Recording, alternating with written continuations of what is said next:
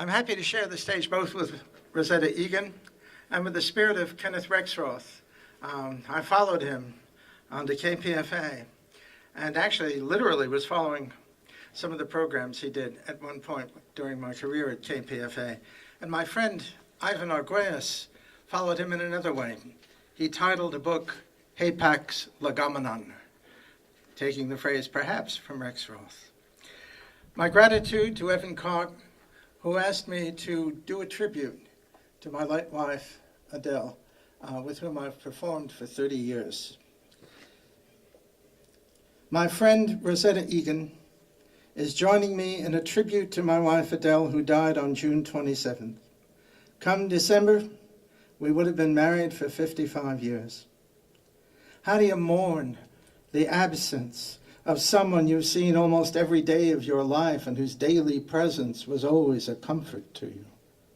We've all seen children in the midst of what seems to us to be some more or less trivial setback begin to howl and weep in utter despair and anguish.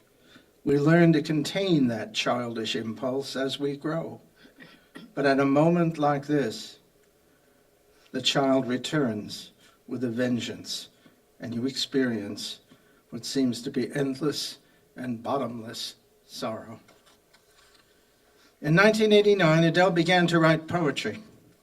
In love with numbers and very, very good at them, she chose to write haiku and chose to write them in the traditional 5-7-5 syllables. I told her, "You like the form because it lets you count." Her poems were a constant mode of witness. Here are some of the many haiku she produced. It's not that I write because of what I see. I see because I write.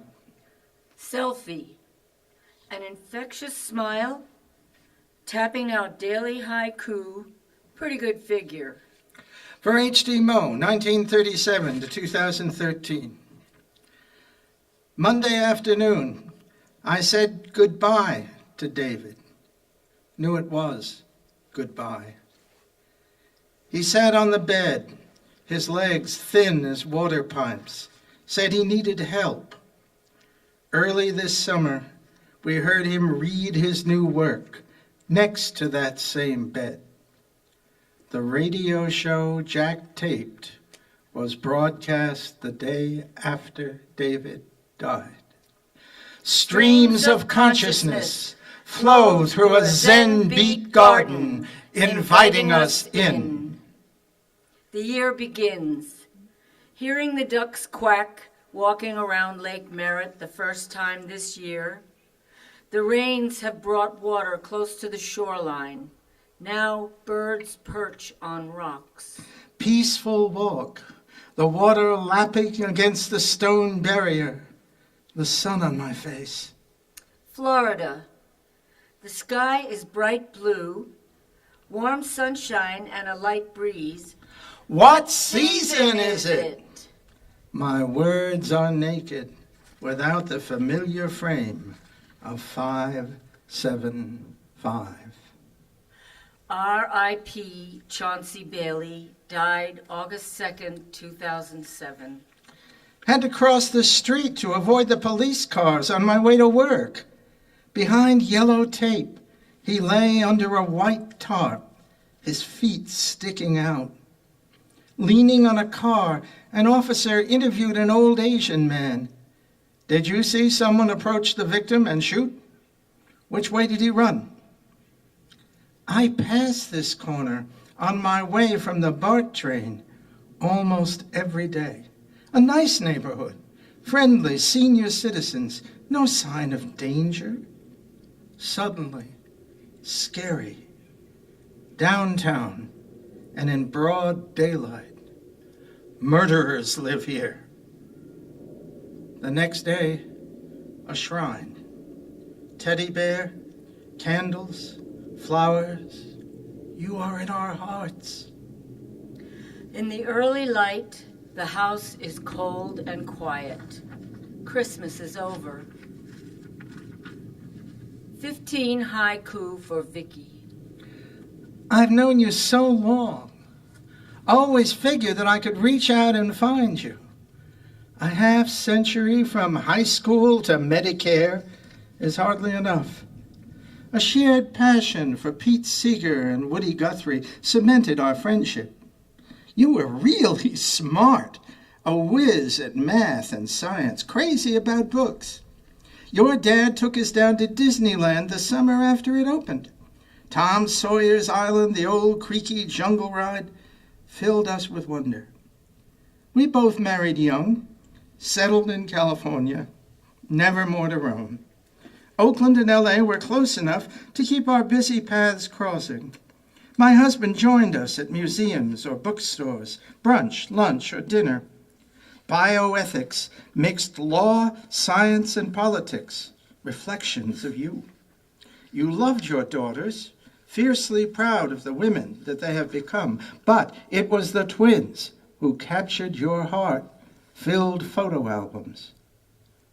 You said you were sick, understood maybe too well what was happening.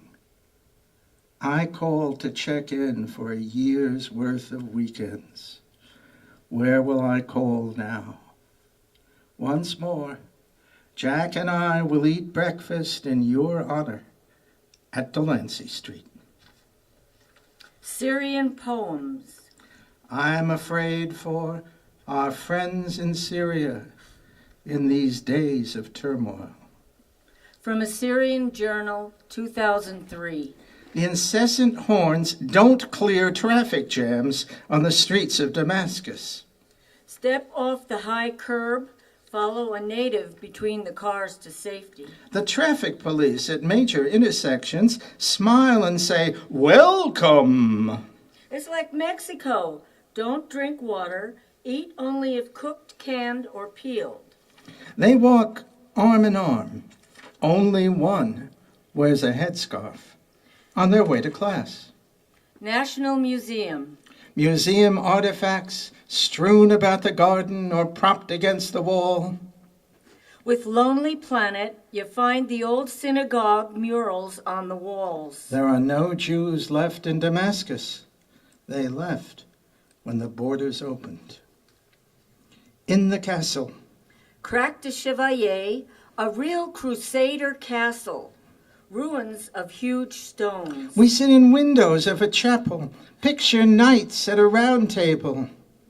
Listen to stories of metal gates, boiling oil, catapults, boulders. But the castle fell to the Mamluk hordes who sent the crusaders home. Palmyra.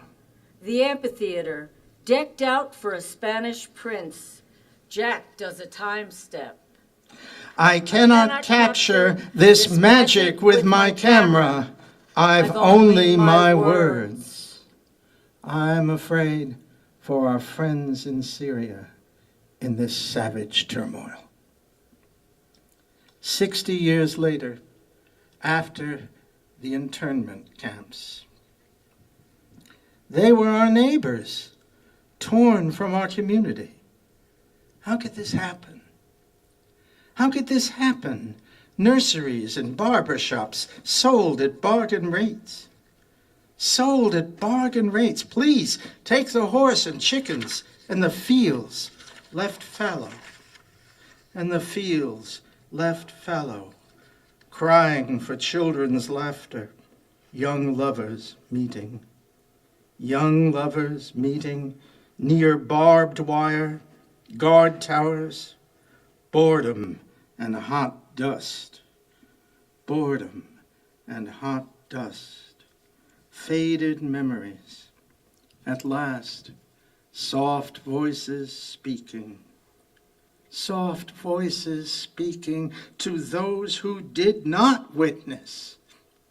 Utter disbelief. Utter disbelief.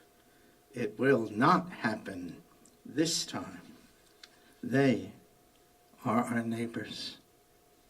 And finally, Adele's signature haiku. Learning to shave for our son Sean, father teaching son.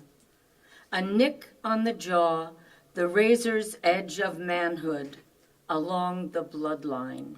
And it's interesting, I never told you this, but it's interesting that in the poem, masculine coming of age, the moment of transformation is marked by someone bleeding. It's a woman connecting with a man, her son. I'm going to conclude this reading with a short poem of mine. It's part of a book I've written called Grief Songs. Dearest, if there's a heaven in which I don't believe, may you be in it, and may I see you again.